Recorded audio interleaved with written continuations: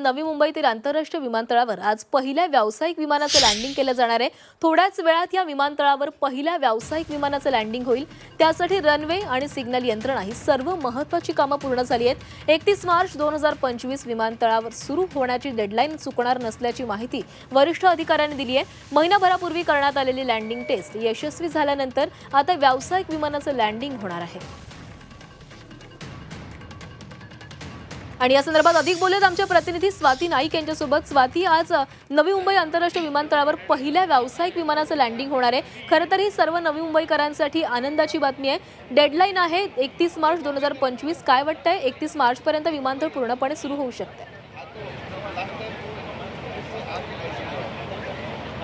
नक्कीच आज Indigo एअरलाइन्सचं A320 हे विमान व्यावसायिक विमान जे आहे ते नवी मुंबई एअरपोर्टवरती उतरणार आहे। या धावपट्टीवर साऊथ धावपट्टी आहे, माझ्या मागे तुम्ही बघू शकता।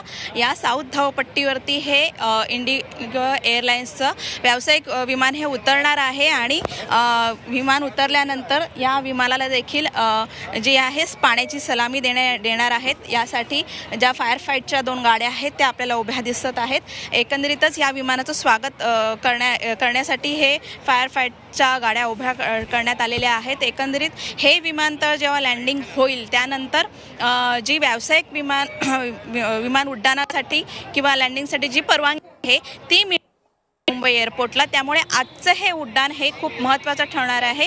कारण सर्वप्रथम 2025 मध्ये व्यावसायिक उड्डाणासाठीची तयारी इथे पूर्ण झालेली आहे। म्हणजे 2025 पासून नवी मुंबई विमानतळावरून व्यावसायिक उड्डाणं सुरू केली जाणार आहेत, त्याची पूर्ण तयारी झालेली आहे।